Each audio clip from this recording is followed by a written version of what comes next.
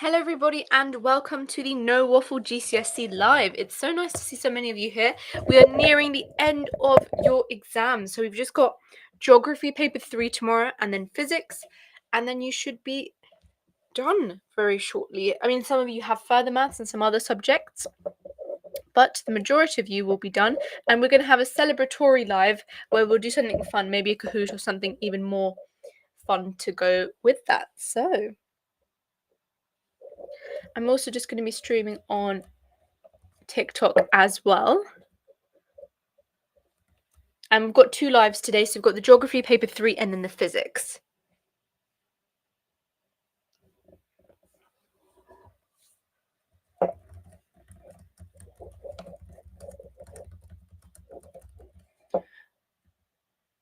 So there's a lot of questions surrounding Geography Paper 3, as there is almost every year, because there's not much detail and clarity over what you need to do.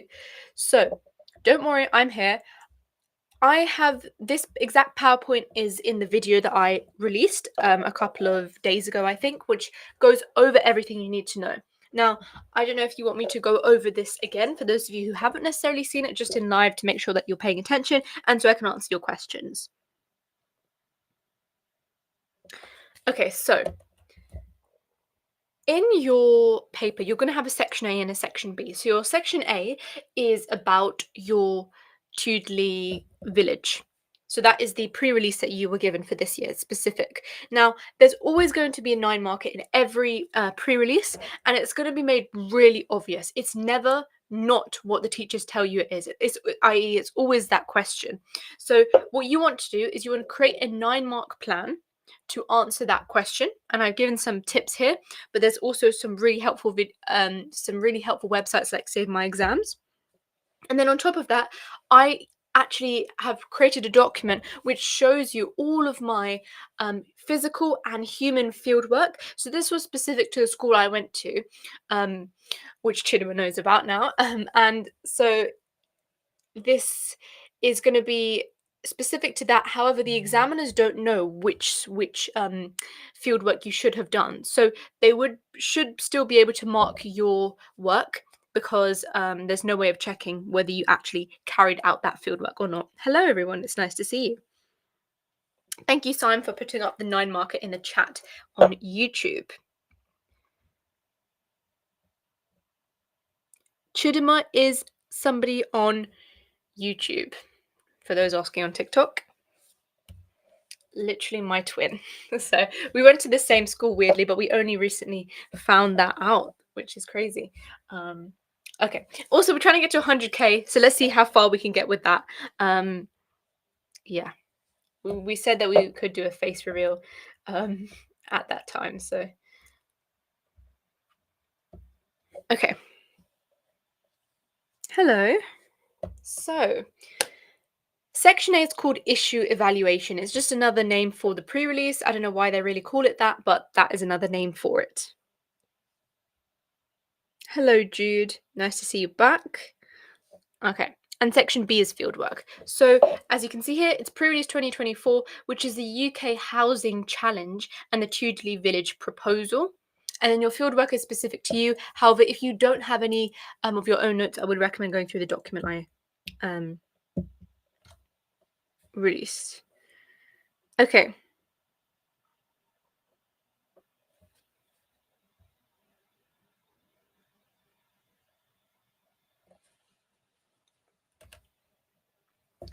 And by the way, somebody was asking, do you need to memorize both fieldworks? Yes, you do. You need one for physical and one for geographical. So there's probably one which is more based on physical geography. You're looking at the rivers or the coasts. And then there's going to be one based on human geography. So you're looking at development. For me, it was looking at Stratford.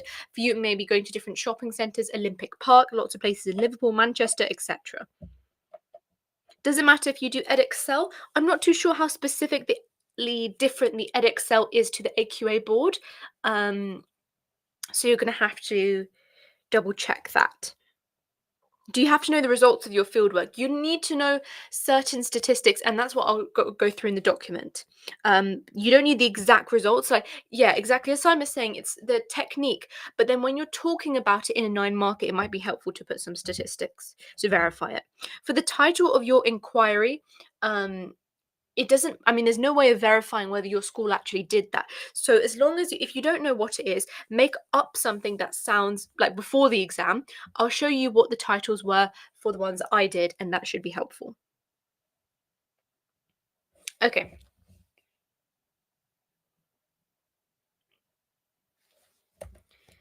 Um, yeah, so it's now 1.5 hours, many of you guys pointed out. It's not 1 hour 15. I don't know why the times keep changing. It's very odd. This, because this PowerPoint was updated for last year's live. So it's 1.5 hour. Well, correct me if I'm wrong. I don't know why they keep changing it. Is there an unfamiliar fieldwork section for some exam boards, but not like actually no, for AQA they may give you a topic where you are asked to analyze data for a certain bit of fieldwork that some imaginary student has done, and yet you might be asked to do that. So that's a really good question there, Ben. Oh, Mona's here as well. I went to Mona's school. Wow, crazy. Okay. People couldn't finish in time. Wow. Okay. There's a lot of you on here, so it's nice to see you all here.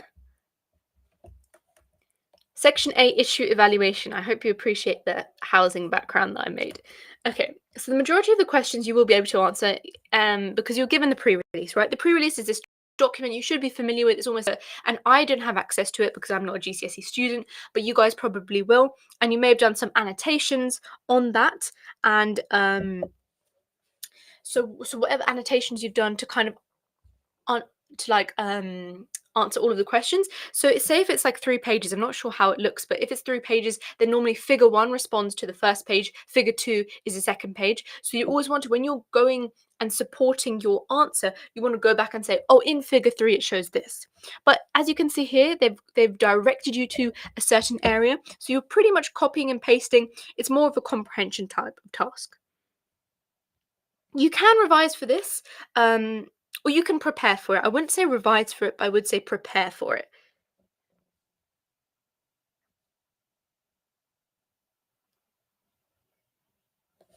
Okay. Um, so yeah, everything you need to know about the pre-release, the Chudley Village, is in your booklet. So there's no need to memorize any of the content. However, I would recommend, because you have some time, just gain familiarity with what information is where. For example, if you want to talk about a specific topic, you need to know, okay, in the second paragraph of figure 2, it's got some information about that. So maybe it makes it easier for you in the exam. However, you have got extra time, so that might help you.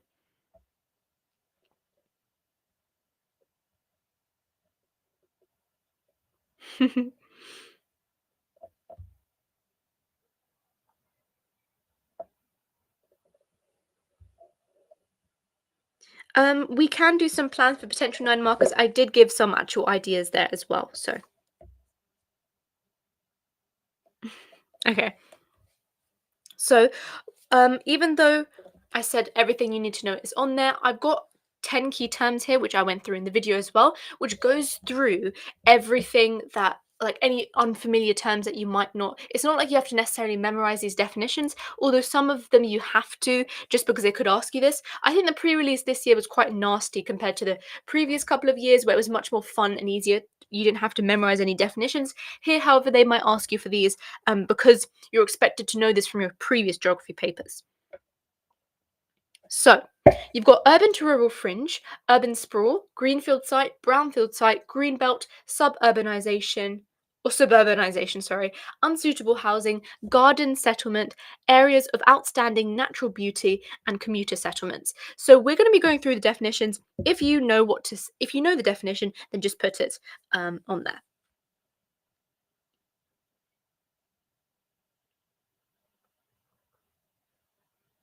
If it's longer, does that mean there's more questions? Probably. But then I thought it was about the timing issue. There could be. So looking at the urban to rural fringe, by the way, the picture in the background corresponds to the definition. So urban to rural fringe. This is what you call the transition zone where urban and rural areas meet. It's like that cross section. Um, So you're characterized by mixed land uses. The land is used for multiple different things, and on top of that, it often experiences pressure for development from expanding urban areas. For example, if any of you guys live outside of London or outside of a city that has a huge population increasing, what it tends to do is it encroaches on other areas of the land.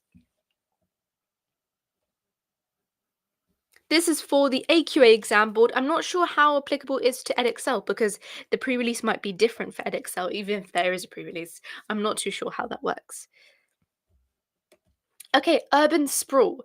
So, urban sprawl is the uncontrolled expansion of urban areas to the surrounding countryside, typically characterized by low density housing, increased reliance on cars, and loss of natural habitats. It can lead to social, economic, and environmental issues such as increased traffic congestion and air pollution.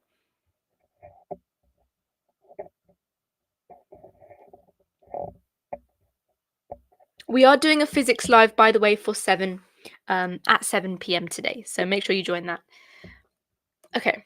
Greenfield sites. So, greenfield sites are undeveloped land, usually located on the urban to rural fringe or in rural areas. It's typically used for agricultural purposes before being considered for urban development.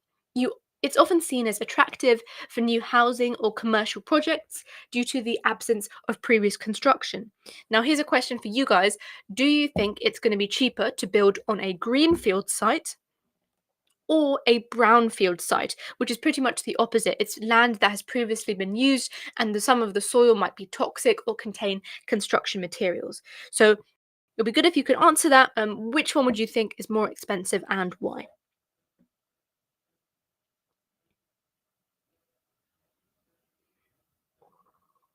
So greenfield is going to be cheaper. Yeah, a lot of you are answering that correctly. Well done, and thank you for talking in the chat. It's really nice to see you there. Sorry for those of you on TikTok. It would be really nice if you could come to YouTube because then I can see you there.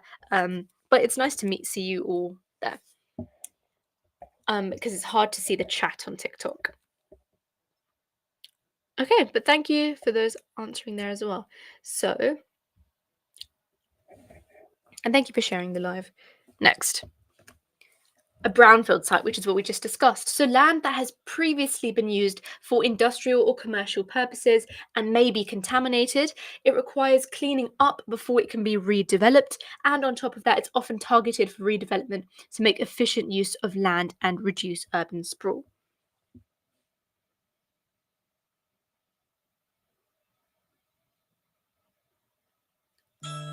Oh. um, okay.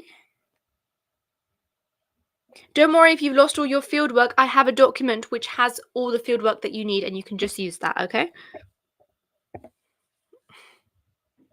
Next. A green belt. So I saw some of you guys mention this. Here is a map of the UK, and you can see some areas of green belt. So green belt are the areas of open land around cities where development is restricted in order to prevent urban sprawl from occurring. Well, there's a lot of people on TikTok as well. Hello, everybody. For those of you on TikTok, join us on YouTube. It's much more fun there. We're on Known for GCSE, and you can scroll back to the live if you want. There, okay.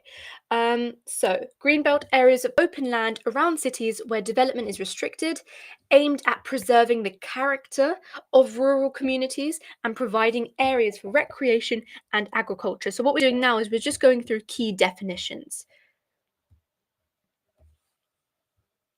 The document, I should have linked it, shouldn't I? Give me a second and I will link it. When we get to that point, we're almost there. There's not much to remember after this, so I'll share the document with you guys, of course.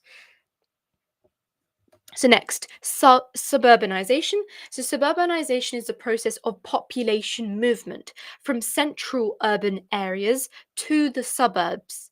So this results in the growth of residential areas just on the outskirts of cities. It's often driven by the desire for larger living spaces, better schools, and a perceived higher quality of life. Yeah, I did make this document, Ahana. That was made by me. Okay, unsuitable housing. So, unsuitable housing is housing that does not meet the minimum standards for health, safety, and comfort, and it could include issues such as overcrowding, poor construction, inadequate heating, or lack of sanitarian facilities. It's often found in both urban slums and neglected rural areas.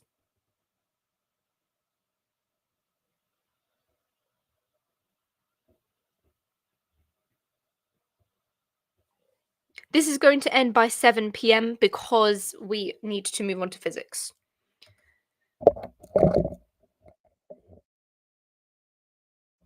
Okay, next, garden settlement. So, garden settlement is a planned community designed to combine the benefits of the urban environment with the countryside. So, I don't know if you guys have ever played a game like Sims or what other like house building game, but you know that area where you have just a lot of like a park sort of thing. That's similar to a garden settlement, but in a garden settlement, you can actually grow your own um, things. So it can include green spaces, local amenities, sustainable living practices. For example, you may be doing yoga classes there, etc. This is for AQA, for those of you asking. This has to do with paper. So this is linked to the first, what's it called, to the Section A issue evaluation, the pre-release. They could ask you definitions for any of these terms because you're expected to be familiar with it. So it gives you good understanding. You love Sims. Okay. I'll give you the plans for the 9 markers just after these. So we've got areas of outstanding natural beauty. This is a designated area in the UK recognised for its significant landscape value. You guys may live near some of these. They are protected in order to conserve and enhance its natural beauty. It balances the needs of conservation with the social and economic needs of the local communities, because obviously you can make tourism money from that. Okay, and you've got commuter settlements. So, commuter settlements are residential areas where a significant proportion of the population are commuting to work. So, this tends to happen just outside of cities. For example, everyone commutes to London because there's lots of jobs there, financial hub of the UK. Now, it's typically characterized by really good transport links, for example, the underground, national rail, etc. Whether that is good or not, whether those are good transport links or not, that's debatable. But anyway, higher demand for housing, it can lead to challenges such as increased traffic congestion and pressure on local services and infrastructure. Okay, so that is going through all of the terms there. You can screenshot that if you need it, but I will make this PowerPoint available to you guys as well.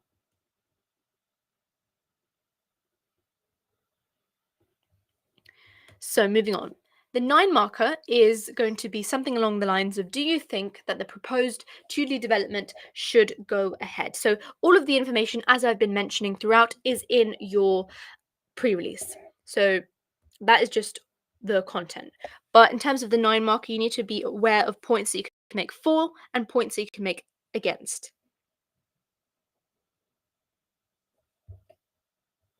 The National Rail fined you because you used your oyster in St. Albans. Okay. Well,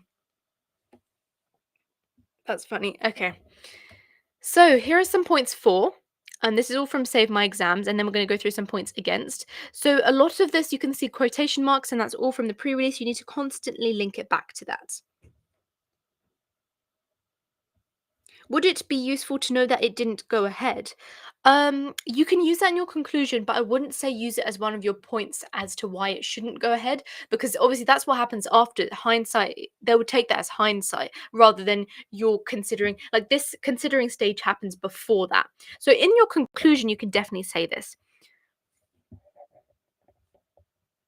Okay, so here are some 4 points. You've got the National Housing Federation, the NHF. It's likely that they would support the development because they encourage all government parties to develop a long term housing plan. The NHF would argue, I keep saying NHS, NHF would argue that the development will provide affordable housing and help to solve the housing crisis. So they're taking that perspective.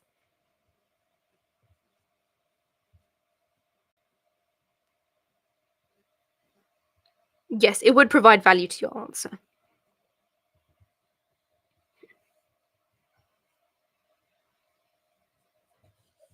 Okay.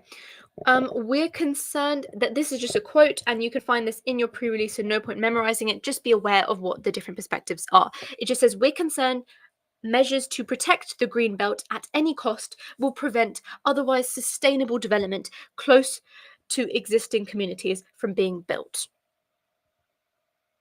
Of course, I'll send the PowerPoint. Uh, I'll send it after the live because it's more difficult to keep changing screens.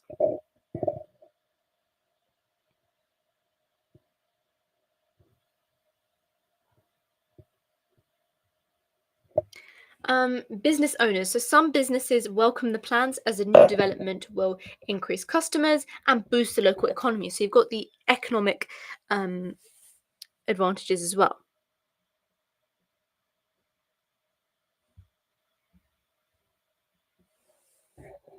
Well, there's a lot of people in the chat. Nice to see you all here. And also, thank you for watching, everybody. So, some other points. From the home buyer's perspective, they will be in favor of the new housing, particularly if it's affordable housing. You can even go a step further and say for people who are first time buyers, it's going to be a nice entrance into the market, getting them in less debt so that they can then consume more. Definitely mention the positive multiplier effect. It's not only limited to paper two, also talk about it in this paper.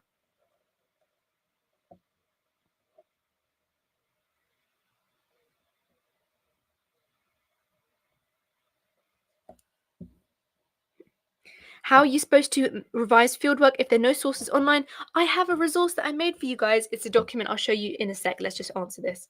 That's exactly what my question was when I was doing my GCSEs. So don't worry, I've made one for you. I have a son who has been looking for a two-bedroom home here, and he just can't afford to live in Tonbridge. He's now looking at places in Medway towns. What a disaster. Okay, that's just the home buyer's perspective. Next, property developers. Of course, they would prefer to build on greenfield sites because they don't have to be concerned about, firstly, working around existing infrastructure, and on top of that, the cleaning up costs of developing on brownfield sites.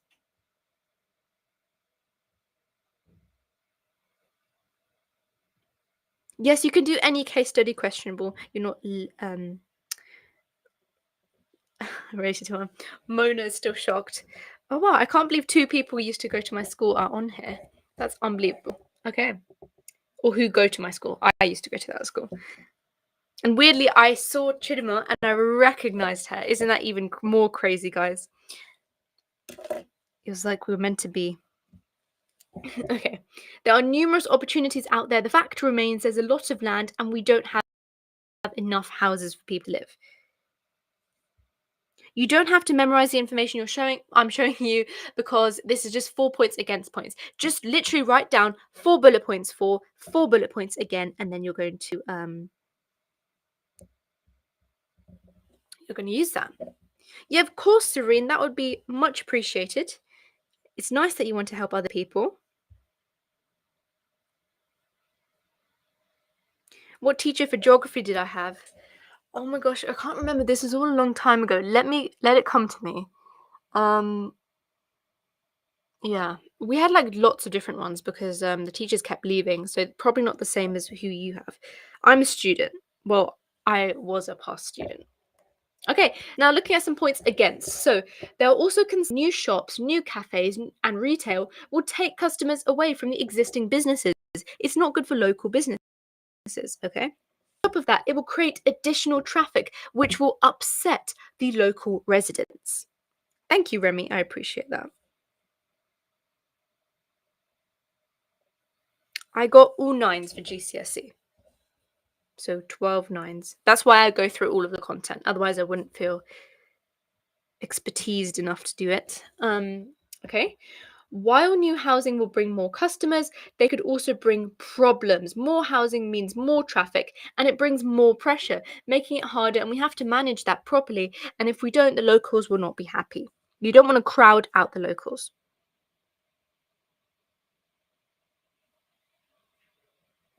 What would you suggest arguing overall? So, in this case, as somebody really nicely said, actually, this was decided against.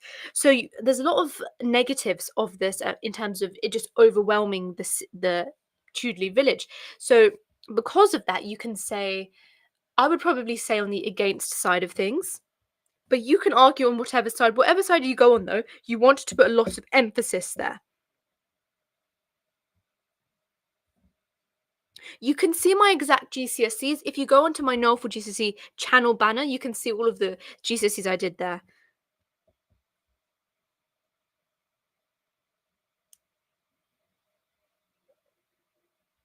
Okay. Campaign to Protect Rural England, CPRE. So they oppose the development at Chudley. They argue that the development would cause increased traffic, increased congestion. Now, development should be on brownfield sites, not greenfield sites. They estimate that building on brownfield sites across the UK could provide 1.3 million homes.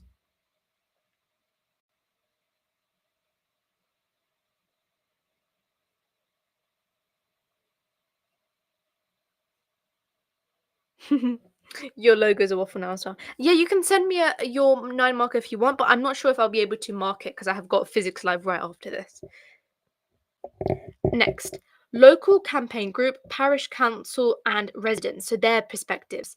The Chudley Village proposal led to the formation of the Save Capel campaign group. The group has several objections. Firstly, the increased traffic that will lead to more congestion on the B2017. The existing infrastructure will not be sufficient, and therefore new infrastructure will not be in place for years. So it's not good for the long term. Physics is going to be at 7. It's already scheduled onto my YouTube channel. The housing prices will not be affordable.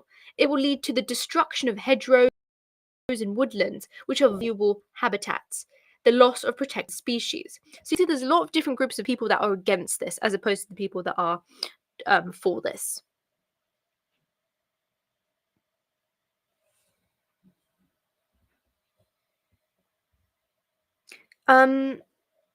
So you might get 9 mark. You probably will get 9 markers about your field work, which I'll discuss in a second. I've even on the document I've given to you guys, I even put my full mark answers at that time that I got, so you can use that to help you. But in terms of for the section A about the pre-release, there is no other question you could get asked in terms of a 9 marker. I'll give you the document in a second. We're on it now. Okay, so everybody give me a second. I'm just going to access that document for you guys. Okay, actually, you know what? I can show you how to access it. Give me a sec. It's lovely to see so many of you here. I hope you're happy that your exams are going to be finishing soon. Yeah, we're going to be covering fieldwork in detail, of course. You can email it to me. So here is my website. Okay. I'll link it to you guys in the chat on YouTube, and then I'll try and link it in the chat on TikTok. Give me a sec.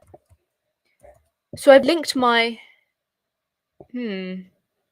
why is it not letting me send a link on my own live? Okay, it's not letting me send the link on TikTok. Sorry about that, guys. But this is my website. It doesn't have its own domain name, so you're not going to find it easily. But if you go onto my YouTube channel, it will be there. So if you scroll down to my website and you click onto Noel for GCSE, as in GCSE resources, and scroll down, there are all of my PDFs that I've made myself for different resources. You can just scroll down to geography and you should be able to find the document here. We've got that was some questions that we were doing in the other lives, but here you see the entire fieldwork. This is one that I created all myself, so you can use that. I know 200 views. It's so nice.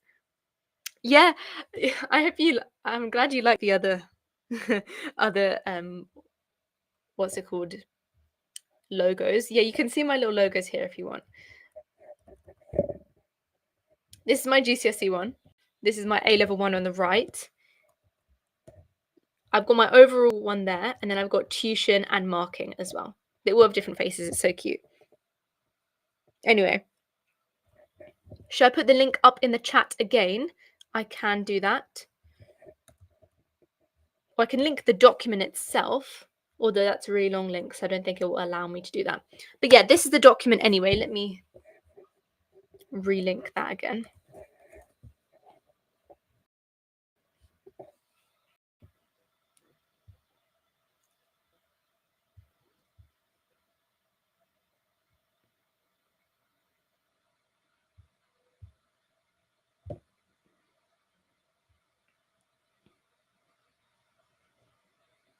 Is everyone's fieldwork the same?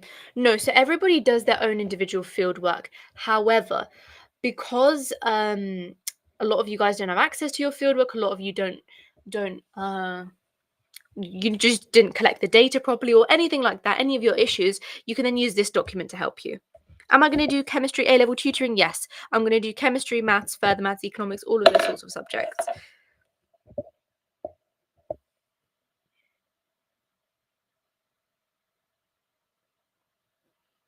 Okay. So hopefully everybody has access to that, or has had time to access that. This document is really good and it's free, so why not, you know? So just going over what this includes,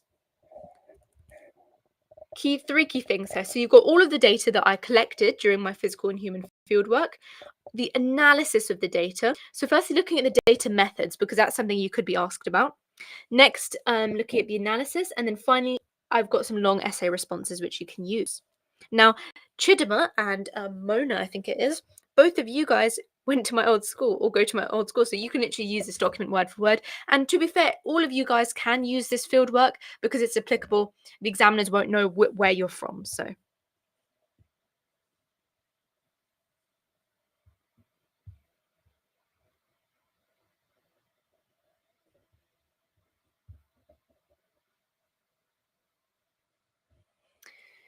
Okay. So this is a useful, when I was making my resource, this resource here, this is what I used to structure it. You've got planning the investigation, completing the fieldwork, presenting your results, analysis and conclusion, and evaluation. So this is what all of the points in this document are split up into. And you could be asked on any of these. So just using this document, and that's sufficient for your exam. Hello, Mohammed, it's nice to see you. Can you use it for OCR? I don't know. Does OCR have the same sort of setup with the fieldwork? You've got to quickly check the spec.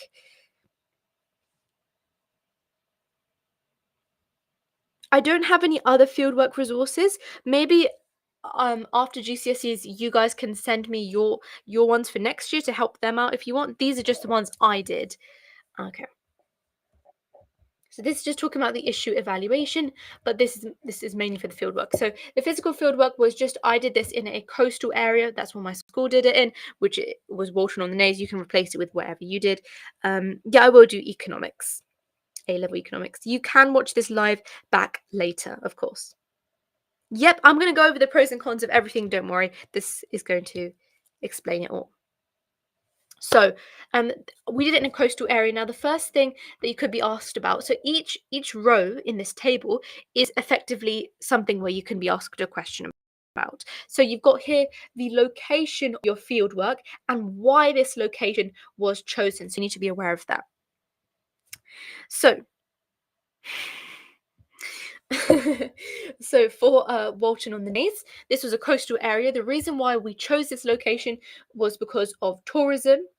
So tourism was really important and it depended on that coast. So it's really important to protect it. On top of that, it had what's called the Naze Tower, which was help with the tourism. The physical geography showed that it was an area that was rapidly eroding. And if it was left unprotected, then it would continually do that. And boulder clay was just the geology of the rock. It's useful to know that. Okay. And then the actual area, which you can be roughly aware of. So this was the north coast of Essex, North Sea coast A133. I don't know why I put the whole address. You don't need all of that information, just roughly where it is.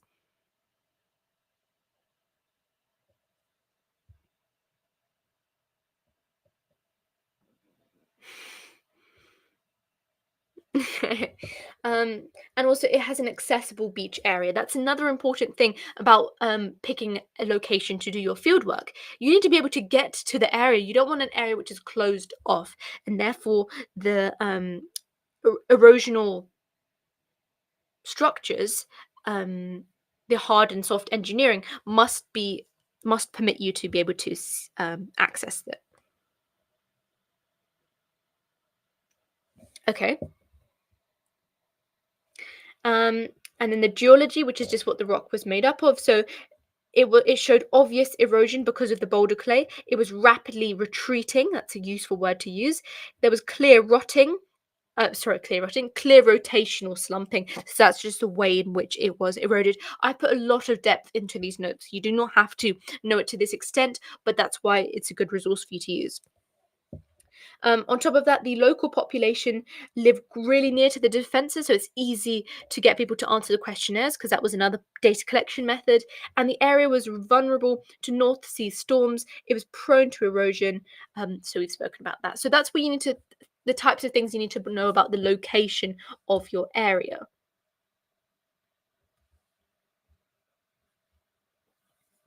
Thank you for everybody who's sharing the live. That's really nice of you to do that. Okay, let's move on to the next part, which is your hypothesis. So this is the, as some people want before, what's the name of the inquiry? So in this case, it was, and it probably still is, Chidima can verify this, is the hold the line management strategy at Walton on the Naze both necessary and effective? Now, it doesn't have to be this long. You're not going to be plagiarized because this is a field work, so you can use this. Don't worry. And I'm giving you my free access to do whatever you want with this. So it's just a free resource for you guys, so don't worry. So that's the name of it. Hold the line management strategy was a specific management strategy Walton on the Naze was using, i.e., in some areas protect the beach and in other areas don't protect it. So and see what will happen.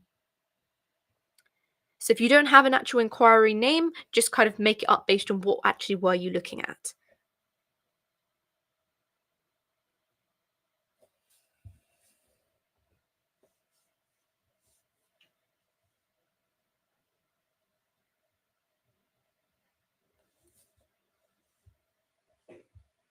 I find it weird that someone's watching the lives on TV. That's crazy. Okay. So, this is just a bit of analysis, further analysis for this line of inquiry. So I've put here preventing any more erosion via sea defences and decided by the environmental agency. So this is just breaking down that, but you're never really going to be asked more than just naming it. And the things that we looked at was the beach sediment, the quantity, the width, the length, the cross section of the sediment, and things like that.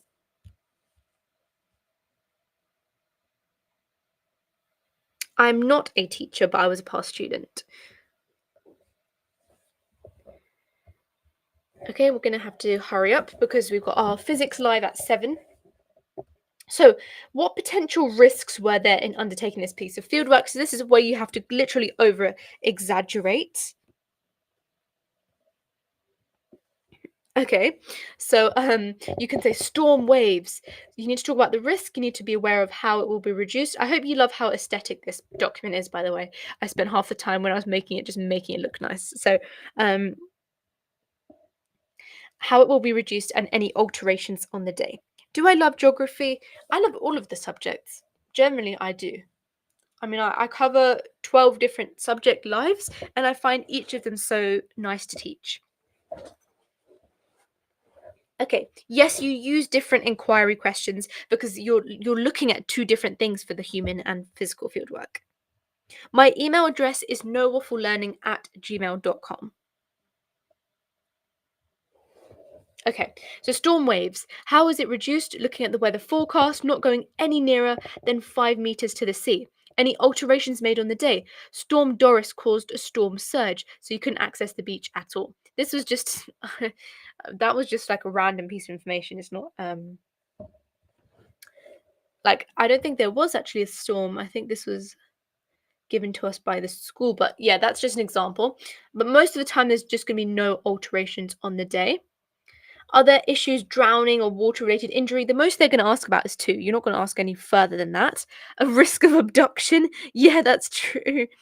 Um, that's crazy. Risk of abduction. Slipping and tripping, cliff collapsing, stranger danger. That's risk of abduction as well. Any of those sorts of things. And then just be aware, how can you reduce it? Don't enter the sea, stay in groups of at least 4, stay away from the cliff edge, wear sensible shoes. Continuing on. You go to a crazy school. I went to that crazy school too. I feel you.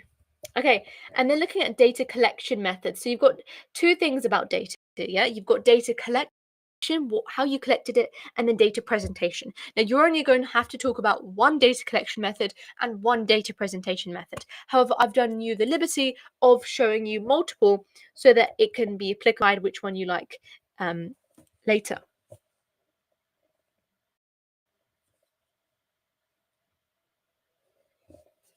So beach profile survey. So this is the one that I would recommend if you want to get the top marks. I would recommend you going for this because it produces the most reliable resources. And when we were collecting the data, there was a lot of different things that you made sure you do to make it a really strong piece of content.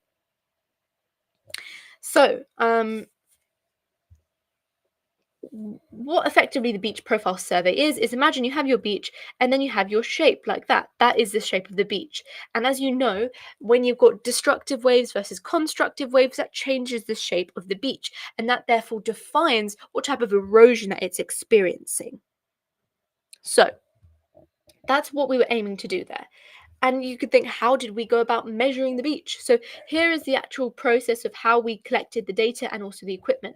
So we measured the beach using a clinometer, okay, measuring tape and ranging poles. So we never actually used the ranging poles, but you can just say you used it. That will show more experience. So what happened was we laid a measuring tape. This is like the biology transect practical. So you laid a measuring tape from the end of the seawall to where the tide came in. Okay, and then at every 3 meters, you put ranging poles and measure and recorded the incline using the clinometer, which is kind of like measuring the angle of the beach. You then measure and establish a transect along the beach, as we just spoke about, the ranging poles. Measure between the red and white divides of the poles. So this is just specifically how to use ranging poles.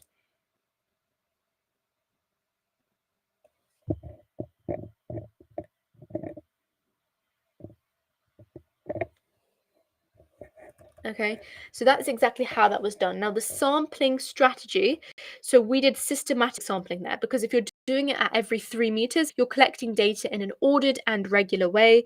But the problem is that you can miss or amplify trends. Now, this is what you can mention in the strengths and weaknesses section here.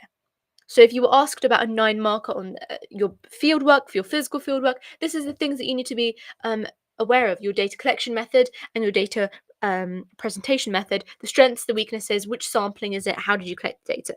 This is made specifically catered for the AQA spec. So this is all you need to know, pinpointing you directly where you need to go. So, strengths of this. Well, the distance was close enough to show the variations, and it had a good representation of the beach whilst being time sensible. So doing it every 3 meters fulfilled a lot of the requirements. The tape measure is an accurate method. Also, the use of systematic sampling removes bias.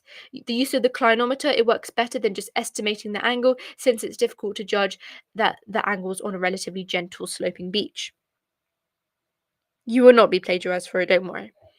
We also use the same person to use the clinometer to increase the accuracy. In my group, that was me. I was just using the clinometer, and that reduces the error, because if I'm constantly doing it, then the amount of error will be the same effect on each of the results, so it's useful.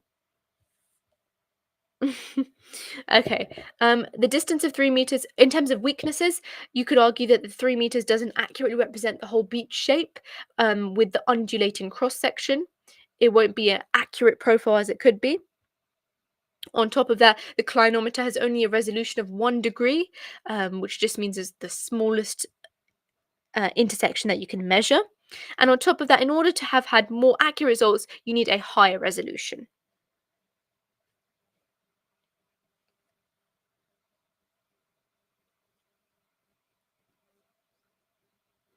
Okay, so that is going through the beach profile survey. Now, I've also done things about a yes or no tick sheet.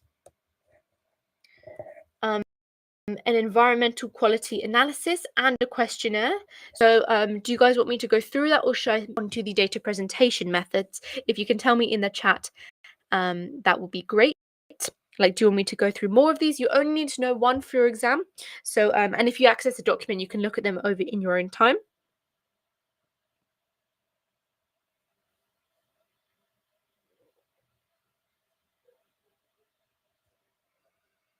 Thank you, everybody, for sharing the live on TikTok. Data presentation. Okay, we'll move on to data presentation. So, if any of you did not really like learning the beach profile one, then you can learn these up here as reference. But let's move on to data presentation. Thank you for that. The document is available on my website. If somebody can link that, that would be great.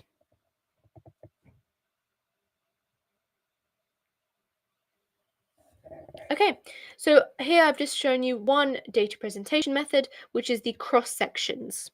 So i.e. we found the beach profile, we measured it, we collected the data. Now the cross section is actually drawing this out.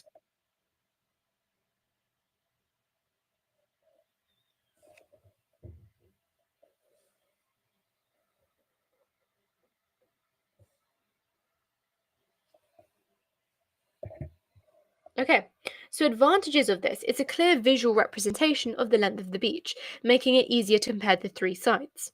Oh, why is that become highlighted? Um, it was proportional both in the cross section and the length to show the beach sediment due to the use of the scale. We had a scale as well. I'll try to mark it if I have time, but thank you for sending it. Okay, it will also show the cross section of the beach and the shape of the beach, which indicates which is steeper. So it shows you your results. It's a visual representation. If there's a bigger beach and a bigger slope, you're going to see that. You don't necessarily have to deal with figures. Now, disadvantages is that you need a protractor to read the exact values and find numeric to effectively quantify it.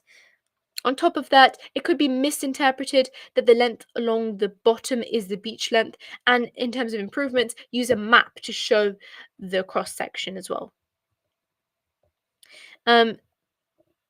Interpreting the data, conclusions, and results, an important aspect of your data presentation. Looking at your overall perspective and your conclusions, how did it answer your line of inquiry that we talked about in the beginning?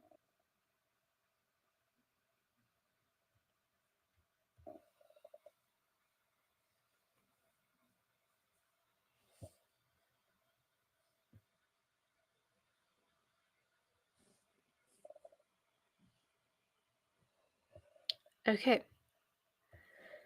So, in terms of interpreting the data, we measured the south side and we measured two different sides and compared them. So we saw that the groins was in much better condition in the south because the beach had more sediment. The graph shows that there is a greater cross section of material on the beach at the south end, even though the length is similar to the north end, 32.4 centimeters and 32.3 centimeters. And this suggests that, so this is actual statistics. So that's why how you can hopefully see here how the incorporation of statistics will strengthen your answer.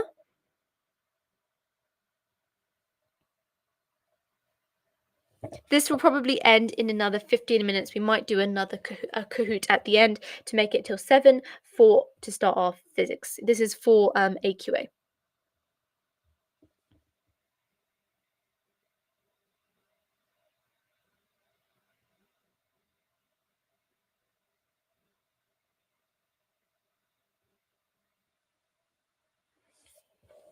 Okay.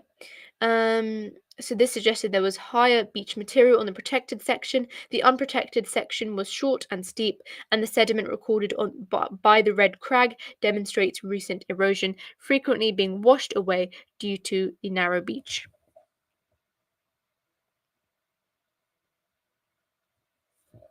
Also, the clay at the unprotected beach demonstrates the eroding boulder clay. Okay, and finally, some evaluative questions here. So this goes through some essay answers. Are the defenses actually necessary? So you can see here, just going through them really quickly. The defenses are necessary because looking at the rotational slumping of the boulder clay geology, there's a high annual rate of erosion. So here you're culminating all of the data that you've learned about so far.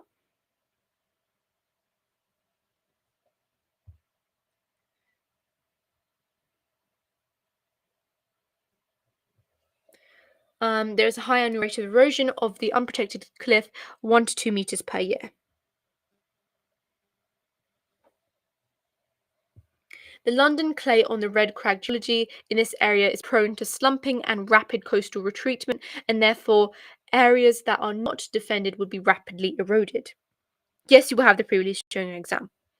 The defences are necessary to protect local businesses, the Naze Tower, and from the questionnaire, 46 out of 63 people surveyed, 73% believe that defences are necessary. 38 out of 63 of the respondents felt that the current levels were also inadequate.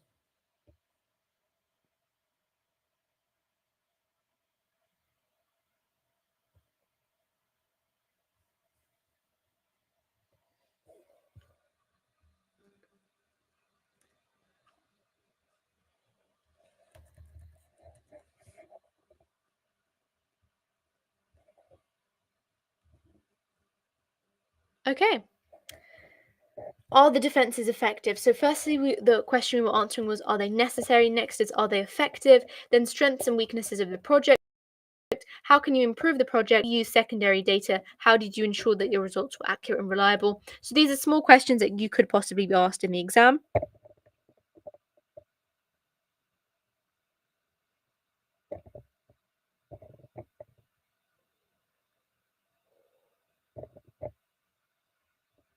So, are they effective? Here you can talk about certain features of it. So, the evidence of drainage because of the sandy beach, the fact that they had a high beach profile, lots of sediment was retained. There's more evidence on the effectiveness of it, that the cliffs are at an angle to the beach. They're growing on the cliff face, suggesting that nothing's being eroded. In terms of the level of attractiveness, a large minority of people taking part in the survey viewed it as attractive or in a neutral position, etc.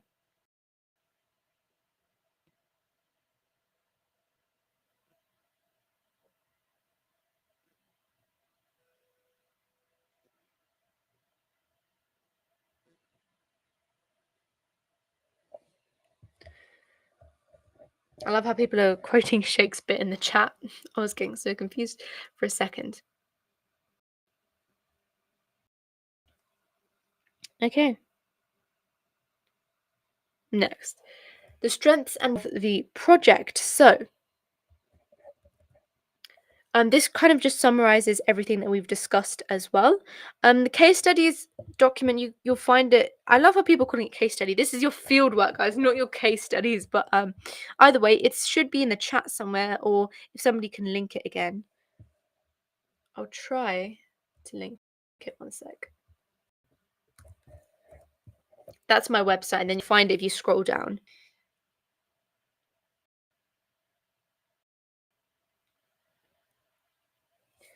Okay, and then how can you improve? So next time we could analyze how the beach profile and cliff retreat differently in the winter. So looking at seasonal variations, you can try and alter the questionnaire sampling strategies to get respondents through stratified sampling. So looking at different groups and making sure you're taking account of male, female, different ages, etc.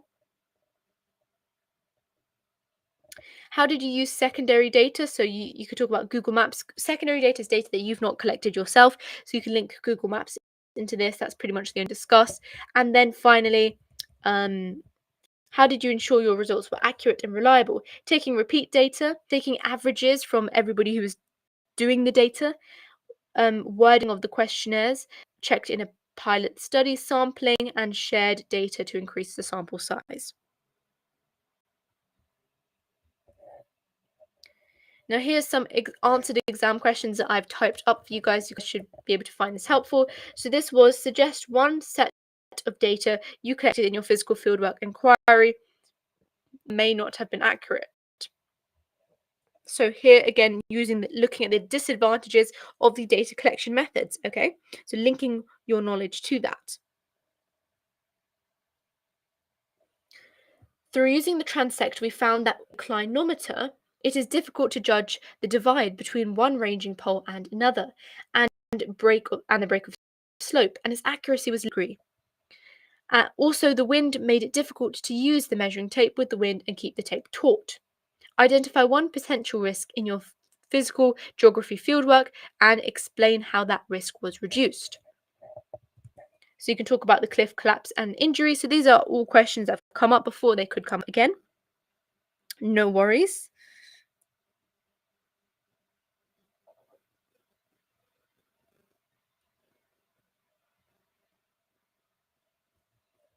The risk was reduced by keeping a minimum of 5 meters from the edge of the cliff. Also, we used designated pathways to descend the cliff rather than manually climbing it down and risking injury. Also, the transect measurements ended before the base of the cliff, so less likely for cliffs falling on your head. Okay, so this is a 9 marker that was asked. So, to what extent did the data collected for one of your inquiries allow you to reach a valid conclusion? So, here you're talking about data collection. So, you're summarizing. In this case, I spoke about the beach profile, but I also spoke about the questionnaire here. So, you can speak about multiple different things, but you're only required to speak about one. Okay, so maybe if you want to get those higher marks, you can review the other things we were talking about before.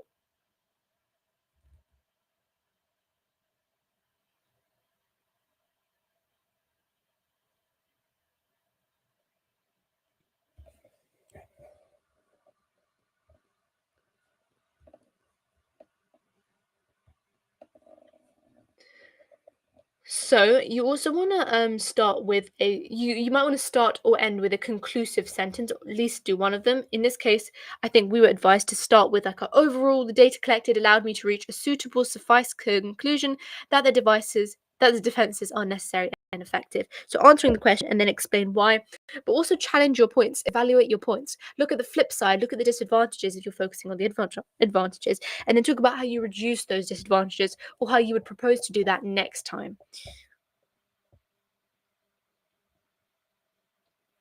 I'm unable to do a DT revision live stream, but I am going to be doing further maths in terms of AQA further maths. Undulating means so it's kind of like how a wave moves in physics. If you've ever seen that, like moving up and down, so undulating. So because the beach cross profile was changing very quickly, measuring it at 3 meters wasn't capturing all of the small changes. Good question.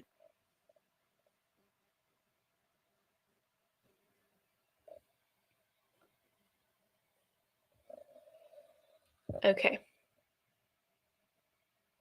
You also want to take into account recent things that have occurred. So you can say that the data collected might not be completely appropriate because recently there was a storm which hugely disrupted the beach, or an example like that. That shows to the examiner you're really in tune with what you're being asked about. Yes, you do get the pre release in your exam.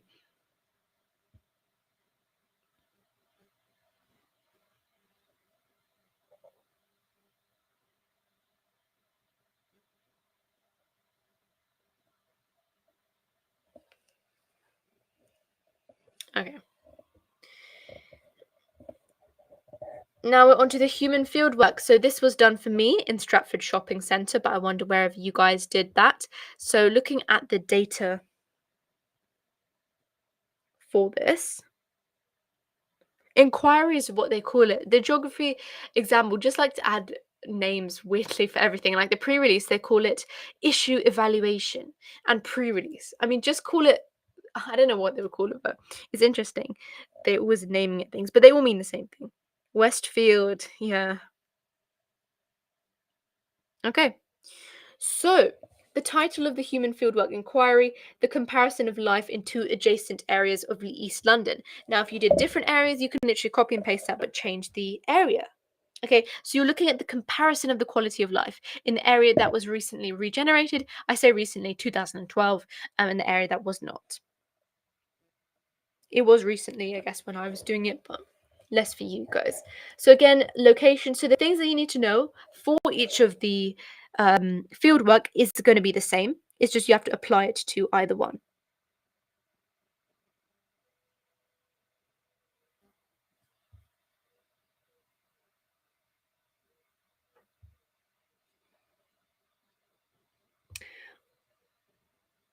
The UK beasts gather up in Stratford. That's so funny. Okay.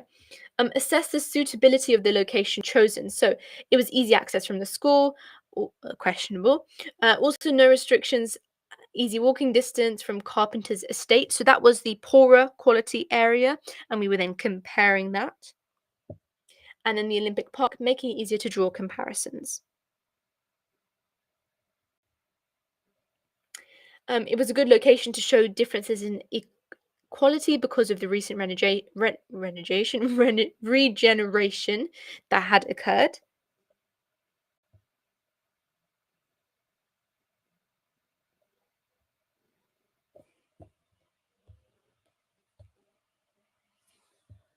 Newham was one of the most deprived areas of London, being a great indicator of inequality. Carpenter's estate had a crime rate of 231.6 and I don't know what that means, but and suffers from antisocial behaviour. The theft differences can be easily seen and also has high unemployment rates, lower life expectancy. So this pretty much summarizes exactly all of the measures that you're comparing.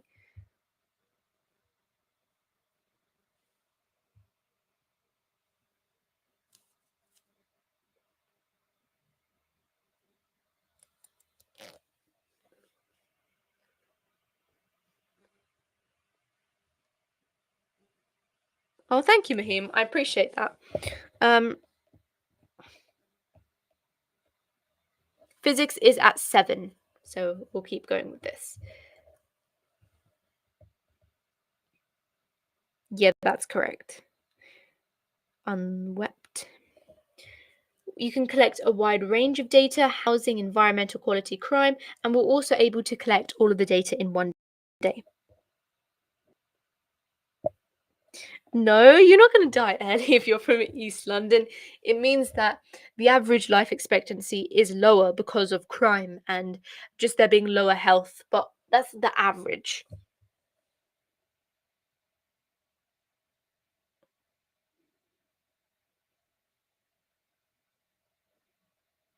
Don't say that. You're not going to die early. Okay, how does this investigation link to geographical theory that you've studied? Well, you're looking at the impact of urban redevelopment, and this is, by the way, is a question that occurred in that always is asked in the human section of fieldwork, but it's never asked in the physical. So, in terms of linking it to the content you've studied, so linking it, you can say you're looking at urban redevelopmental projects, which actually was a case study for a lot of you. On top of that, it looks at urban sustainability and it looks at environmental equality and inequality. Urban sprawl, like SPRAWL, is the uncontrolled growth. Just go back to earlier on in life where we went through those 10 key definitions that was on there. Aw, I'm going to miss you guys as well. Don't worry, we've decided that during the large summer that you guys are off, I'm going to keep doing lives to check up on you and see how you're doing. And we're going to have some fun lives after your exams to celebrate that. Okay. Key facts about the location. So urban sprawl, not urban sprawl, sorry, has been happening in East London, building into farmland, for example, East London towards Basildon. And £1 billion master plan on the Carpenter's estate, 2,152 homes for, wait, and 50% of that was made council housing to provide opportunities to everybody. Thank you. Yeah, I'm going to do a Q&A as well. That was a good idea. And thank you, question. Why I appreciate that.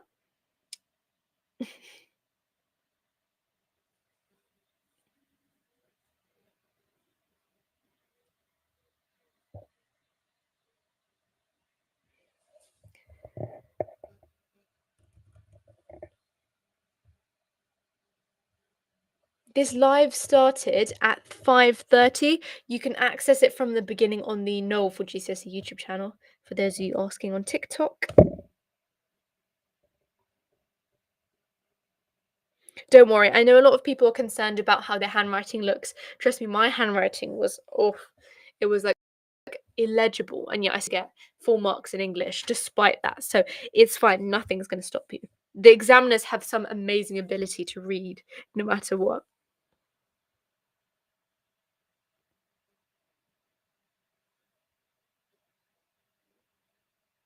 Okay. Researching inequalities in Carpenter's Estate and East Village, so the urban regenerated areas versus the lesser regenerated areas.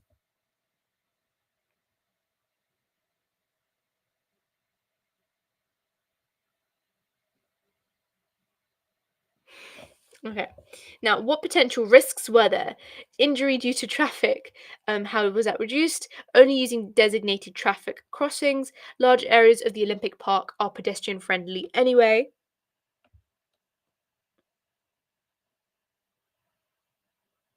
Why didn't I become an examiner? Side hustle. That's not a bad idea. Yeah. I like reaching out to the students though. Imagine if I was an examiner and I was marking my own story or my own geography fieldwork that I gave you. That would be so funny. I would probably get Chidimas because I feel like the university is just forcing everything to be Chidimas. Yeah, if I marked your papers, I would know it's your papers because I think you would just use the things I'm telling you. Yeah, I'm not sure about the pay, but I'm not getting too much money here. But all I'm doing is I just like helping you guys. That's really what it is.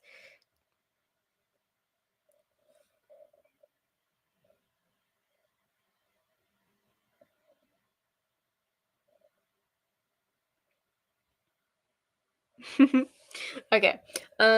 Risk cold and hypothermia. Oh my gosh. It was so cold when we went. I don't know why they made us go so early, but I remember this. It scarred me for life. So yeah. Because and that's why I wrote hypothermia. I was that annoyed. Um and therefore wearing layers of clothing, bringing waterproofs, going inside, etc. Thank you, Sherry. Yes, you have to answer questions about your own fieldwork. Yeah, we went during the winter time. I don't know why they decided to do that. Like we could have gone and it's because we had to keep standing outside and just like I remember one of the exercises was looking at a car park and counting how many pieces of rubbish were on the floor, and it was so cold. I was not patient for that. Yeah, everything you need for geography paper 3, 2023 video is useful, but also the 2024 video is probably more useful.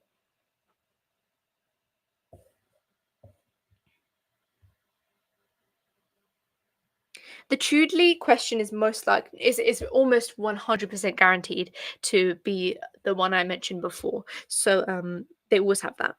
Thank you. You guys are the best. It was snowing when we went. Oh my god, we need to tell these teachers to take us when it's sunny outside because what why?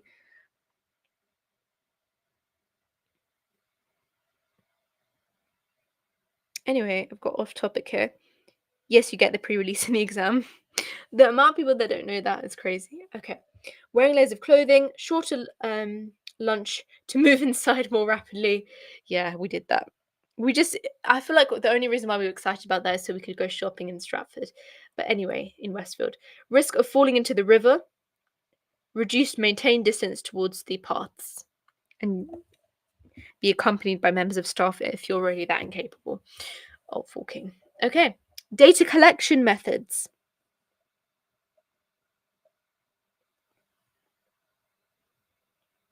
So, technique, how did you collect the data, sampling strategy, strengths and weaknesses? Yeah, you can access this document. It is on my website. I can't send links on TikTok, sorry about that, but if you go onto YouTube, you can access it much more easily on my channel.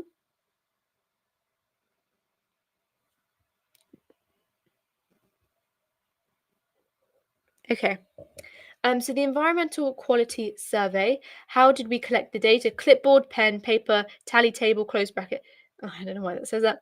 We reviewed the environmental condition. A lot of these were just based on sort of questionnaire style. We also made a word cloud. Remember, you only need one of these.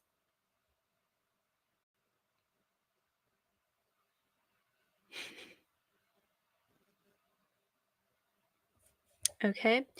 And you need to be able to identify what sampling you did, what strengths, because as I spoke about before, there was a 9 marker once just focused on a single data collection method. So you really need to uh, exaggerate that.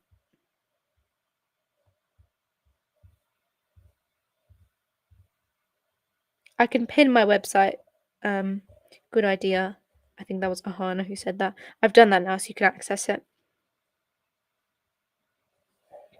Okay, so stratified sampling, different groups were assigned to different roads to give a comprehensive view. We had a large sampling size, which collected to remove individual bias. We calculated the interquartile range and drew dispersion diagrams from that. Quantitative data, easy to compare, gives a numerical number, good to show the inequalities in the environment, and we made sure the same person did the survey to eliminate any subjectivity, easy to carry out, same precise criteria, in attempt to remove individual bias.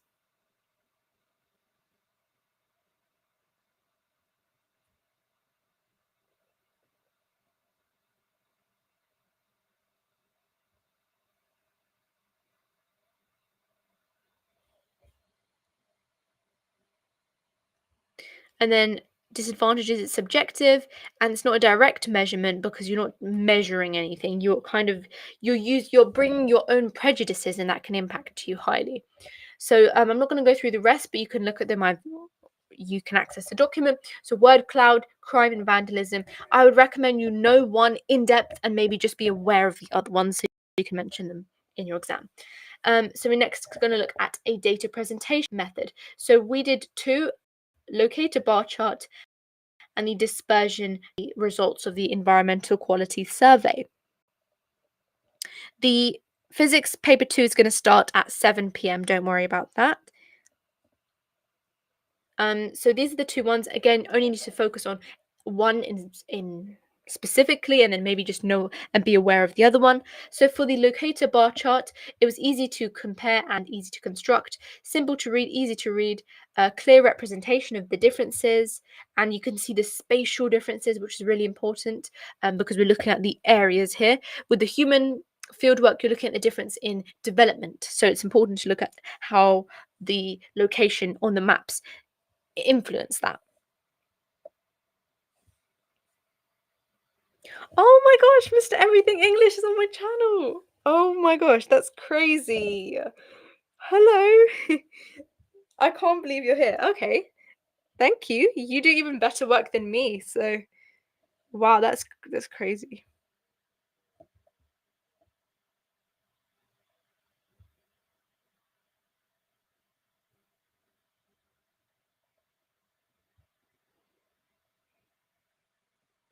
Oh, that's crazy. We were just There's no way. I'm just as shocked as everyone in the chat. Oh, well, thank you. I can't believe you know who I am. That's unbelievable.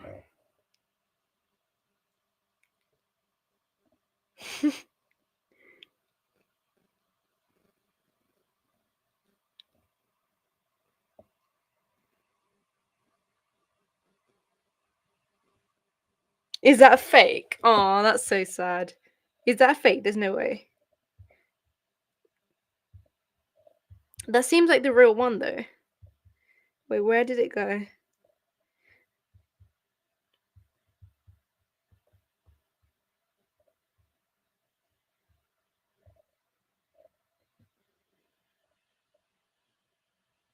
Hmm. I don't think. Oh, that was not real. That's sad. Okay, it's fine. At least that was okay. Oh, it's fine. How do you access the document? I pinned it in the chat. You can use it. It's fine.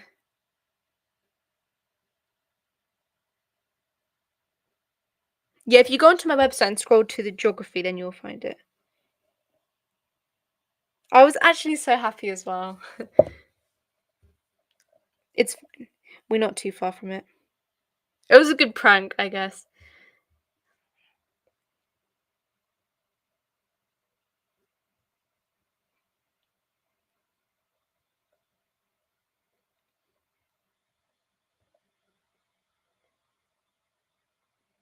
Yeah, we were all so excited.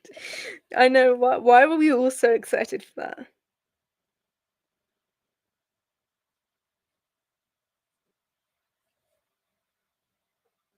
Okay. Anyway, people on TikTok must be so confused. It doesn't allow for gradual differences, and yeah, I stuck them in, but obviously because I printed this out, so you can search up what it looks like if that will help you understand it.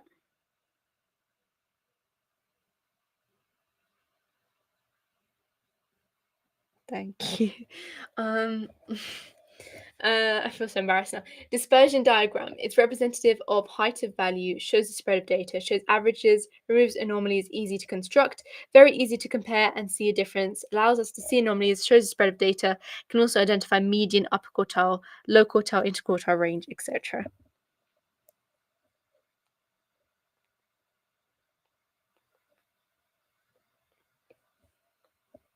I don't know if I'll have time to go through a past paper because you only have 10 minutes left for this.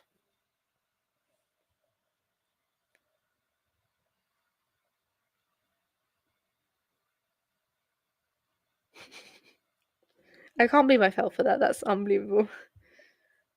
Although it seemed really genuine though, because of the profile picture and everything. But anyway, here is the data actually we got from that.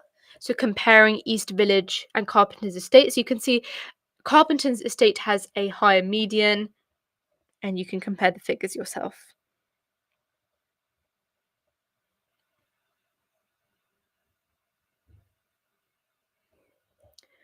Oh, okay, and then here you can see just some um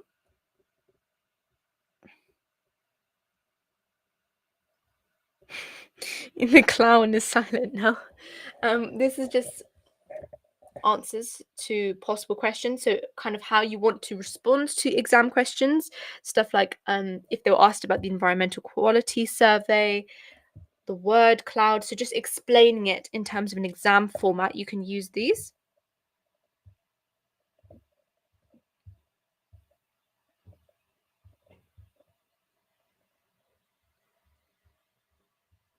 Oh, one sec.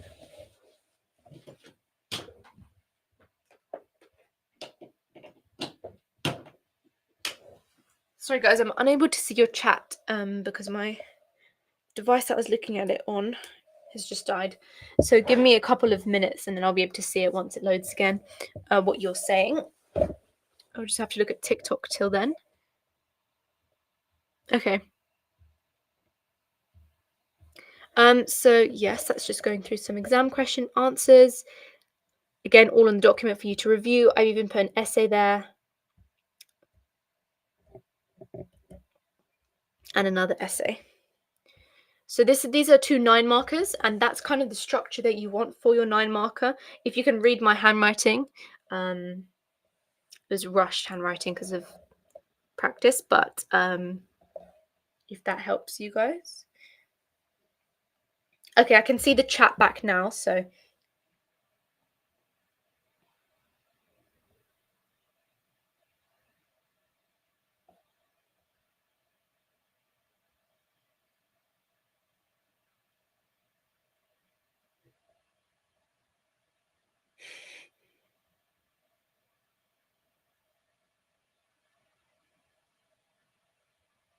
thank you, Mohammed. It's a bit blurry, I know. Okay, that's it.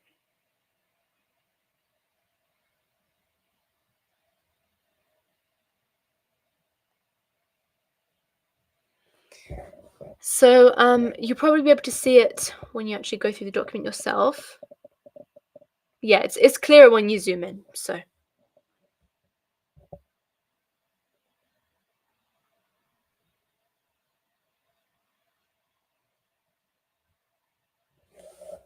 Okay, no worries. So we've got just a few minutes now. So I think what we'll do is we'll do Kahoot. You guys can use this document, pages. It's really useful. And you'll find it on my website. So give me a second and I'll start a Kahoot. We did do loads of Kahoots yesterday. That was literally live for Kahoots. But mm,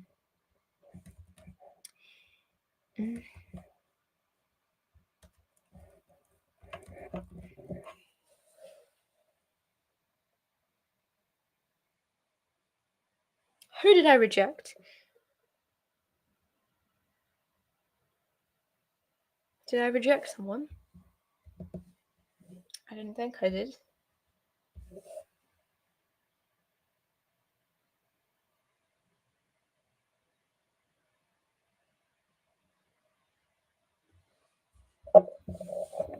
This Kahoot will literally be 5 minutes long because you have to move your cat. Oh, I'm sorry for rejecting your cat.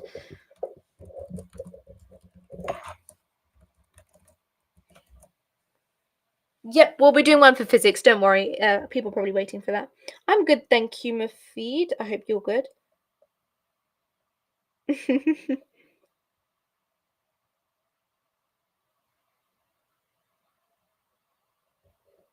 The website is literally linked at the top of the chat on YouTube.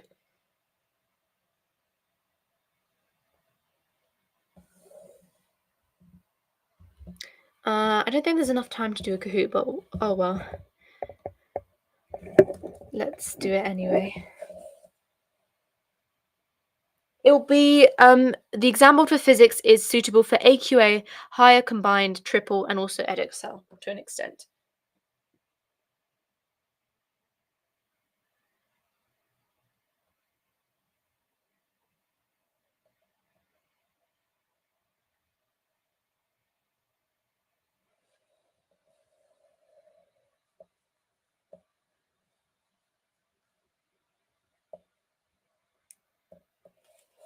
Um, I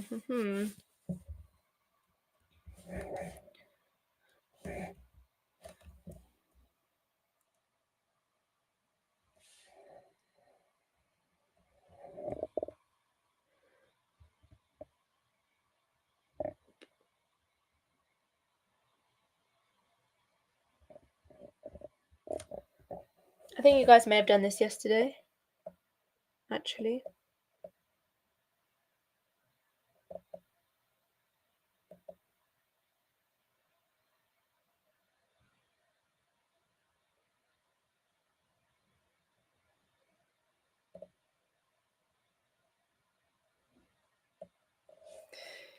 Okay. So just a mini Kahoot, which will probably last about a couple of minutes anyway.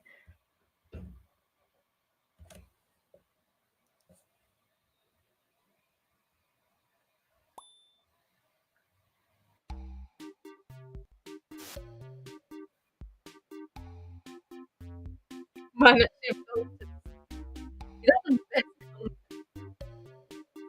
I'll put the link of this in the chat so you can access it.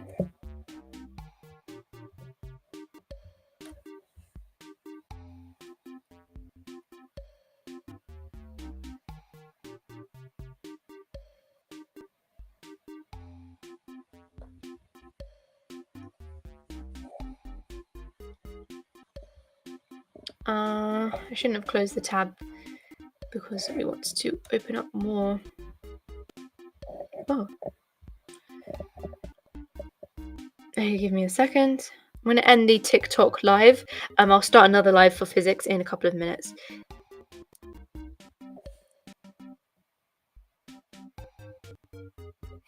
Yeah, Chidima's madder than me. Chidima's like my little defender. So cute.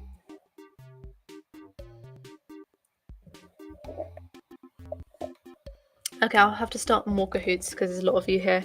Oh, I guess okay, you know what? Let's just start this game because we've got 2 minutes to play this Kahoot before physics.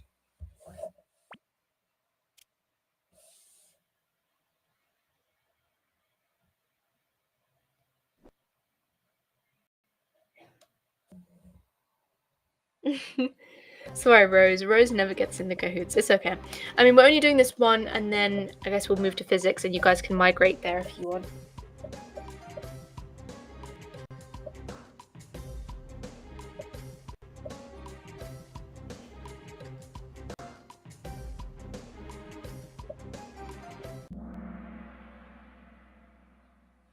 Some of you leave such nice comments. It's really nice to... You can play along if you didn't manage to get in one of the lucky 20.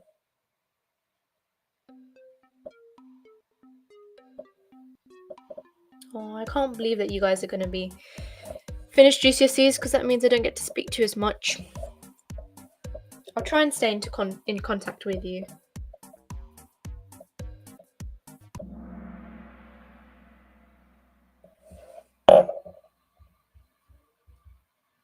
Sorry, there's a limit on the number of people who can join the Kahoot, because there's only 20, unfortunately.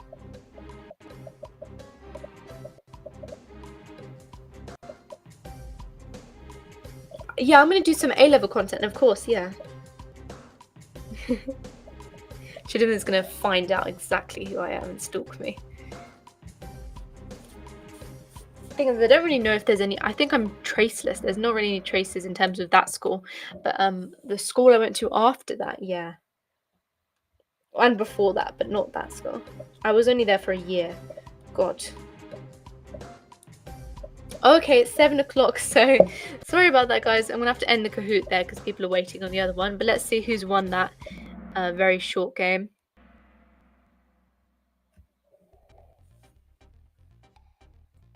Everything is traceable. Okay, third place is Jaden. Second place is Marcello or Marcello. First place is B. And fourth and fifth is Name and M. Okay, well done. I'm gonna end this live here. Sorry about the abrupt end, but see you guys in physics in literally a second. Okay, thank you for